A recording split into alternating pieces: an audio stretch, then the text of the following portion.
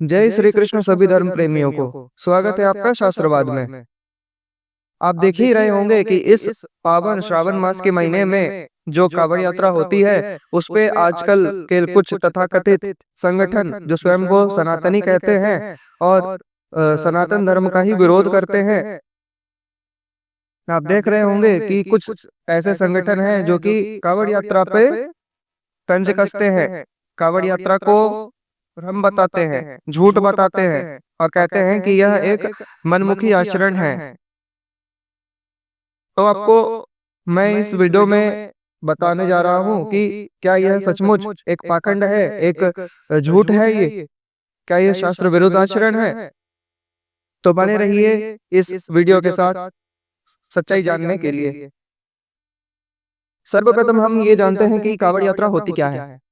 कांवड़ यात्रा एक बहुत ही पावन पवित्र एक यात्रा होती है, भक्ति भाव से भरी हुई यह एक यात्रा होती है जिसमें जो श्रद्धालु होते हैं वे गंगा स्नान करते हैं और गंगा जल को लेकर के कांवड़ में वे पद यात्रा करते हुए भगवान शिव के मंदिर तक जाते हैं जो सिद्ध स्थान है, वहां जाते हैं।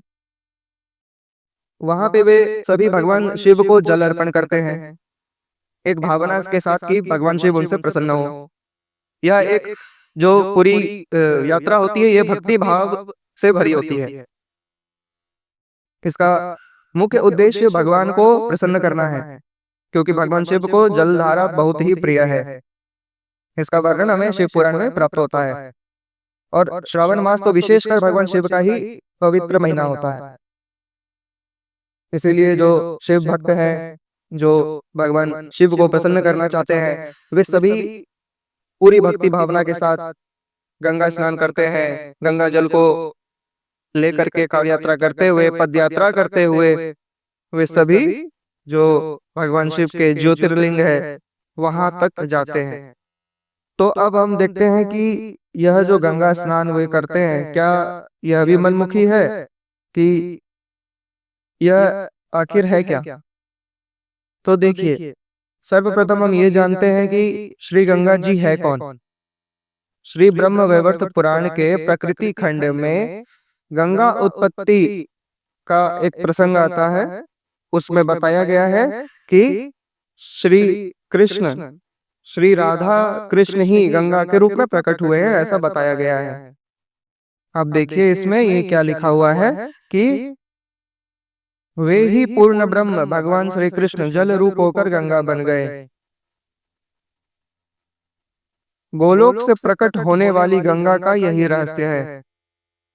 यो भगवान श्री राधा कृष्ण ही गंगा के रूप में प्रकट हुए हैं। तो यहाँ से स्पष्ट हमें होता है कि श्री गंगा जी कोई और नहीं बल्कि साक्षात पूर्ण ब्रह्म परमात्मा भगवान श्री कृष्ण ही है, भगवान श्री राधा कृष्ण ही है।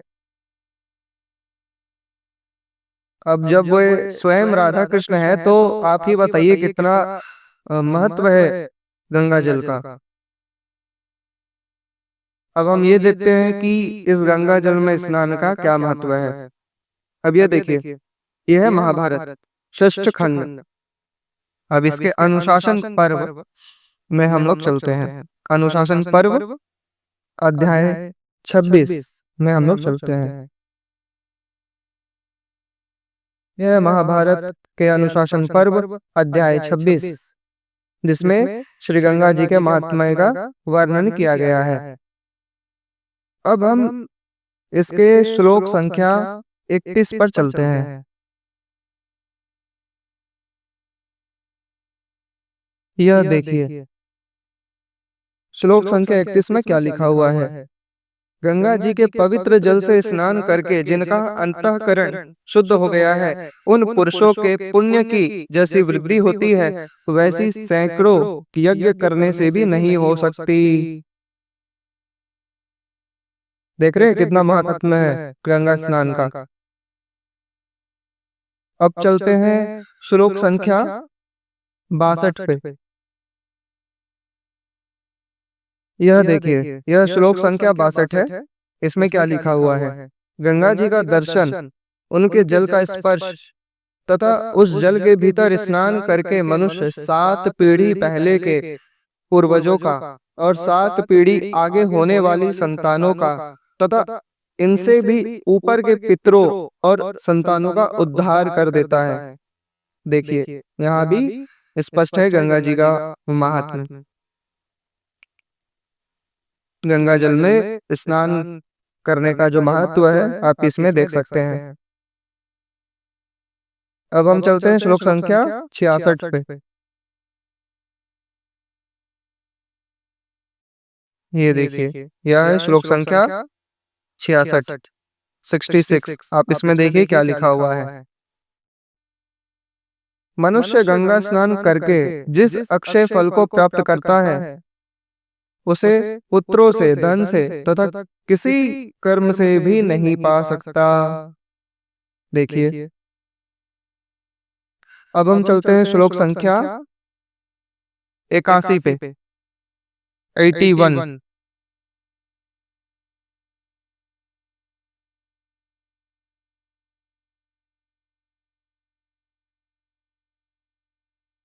यह देखिए यह श्लोक संख्या 81 है। इसमें क्या लिखा हुआ है। वायु से प्रेरित हो बड़े वेग से अत्यंत ऊंचे उठने वाली गंगा जी की परम मनोहर एवं कांतिमयी तरंग मालाओं से नहाकर, तरंगों से नहाकर प्रकाशित होने वाले पुरुष परलोक में सूर्य के समान तेजस्वी होते हैं। देखिए इसमें गंगा स्नान का एक और महत्व दिख रहा है। तो अब आपको पता चल गया होगा कि गंगा स्नान का महत्व कितना है। अब हम चलते हैं कि क्या यह गंगा जल शिव जी को अर्पित करने से क्या यह मनमुखी आचरण है कहलाता है? क्या इससे कोई लाभ नहीं? आइए हम देखते हैं। चलते हैं शिव पुराण में।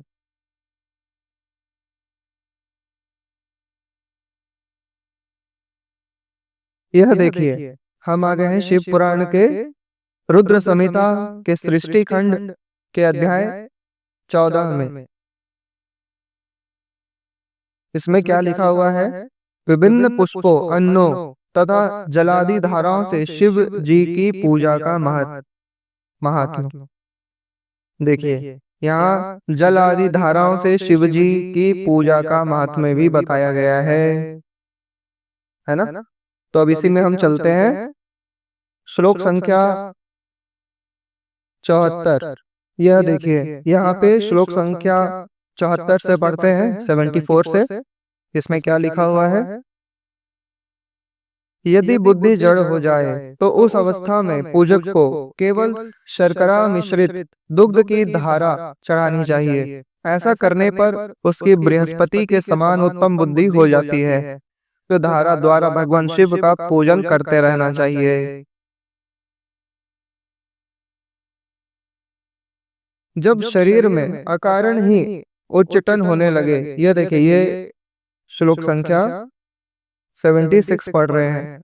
जब शरीर में अकारण ही उच्चटन होने लगे, जी उचट जाए, जहां कहीं भी प्रेम न रहे, दुख बढ़ जाए और घर में सदा कलह होने लगे, तब पूर्वोक्त रूप से दूध की धारा चढ़ाने से सारा दुख नष्ट हो जाता है।